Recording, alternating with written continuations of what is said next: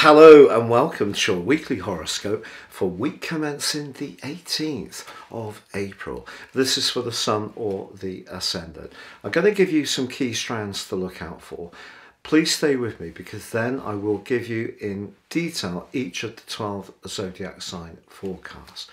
Now this week is particularly notable because the Sun is moving on Wednesday into the sign of Taurus, which means the combination between Mercury and Uranus at the start of this week and also the North Node being in Taurus, it gives us that very earthy dimension once the Sun moves in midweek. Now, the Sun in Taurus is the second sign of the 12 sign zodiac. And this is where we can convert some of the ideas and strands that we've been working on more recently into something hopefully more tangible and lasting. But of course we are being faced with a big increase in the cost of living, energy prices, and in some cases interest rates. So for a lot of us we are needing to use our ingenuity in order to rejig things to make the most of the assets and the money that we have. So the combination between Mercury and Uranus at the start of this week, which flows on from the end of last week, can give us that dexterity in our thinking. But it could, for some people, also make them a little bit more rebellious and decide to splash out on something that suits them because it's a more impulsive combination.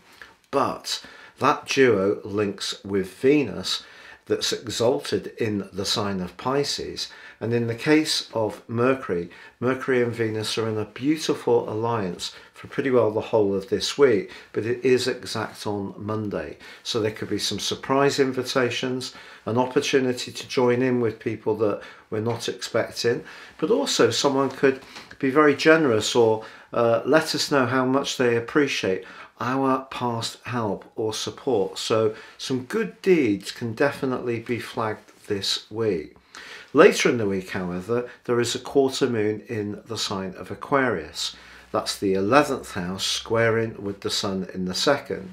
So whatever we're thinking about doing with our resources, it's probably best to think long term, and also maybe keep business and pleasure a little bit separate. There's also a square across the same sectors between Mercury and also Saturn. So again, you know, if we're thinking about the people that we can connect with, it's probably going to be those that share our core values, and where people don't, that could be highlighted in a more obvious way. But if you're someone with a very clear plan about what you want to achieve, the link between the Sun and Mars is very energizing and very progressive, and that goes on from Friday through to the end of the week. So please stay with me for the individual zodiac sign forecast. But if you would like to understand how more serious astrology works based on your time, date and place of birth, if you give me those 3 pieces of information, I can give you a roadmap that really can transform your life based on your character analysis, but also your next 12-month forecast. This goes way beyond this Zodiac broadcast, and you can get 30% off of my special offer. Please see the link below. And if you are new to my channel, I'd be honoured if you would subscribe. Please click or tap on the bell notification symbol. And finally, if you would like to get your free daily written horoscope fired to your device each morning, again, please see the link below. Hello Capricorn and welcome to your weekly horoscope for week commencing the 18th of April. This week, Wednesday, sees the Sun move into your 5th house. The 5th house is very much about radiance, warmth, affection, sociability, and an opportunity to showcase your individual talents and flair. Now, of course, Mercury is in this sector, linking with Uranus on Monday through to Wednesday. So surprise events are possible, surprise text messages and emails. Venus is linking beautifully to Mercury for the whole of this week. It could be a very positive week for you in lots of ways. Also, the Sun is in a terrific link with Mars later in this week.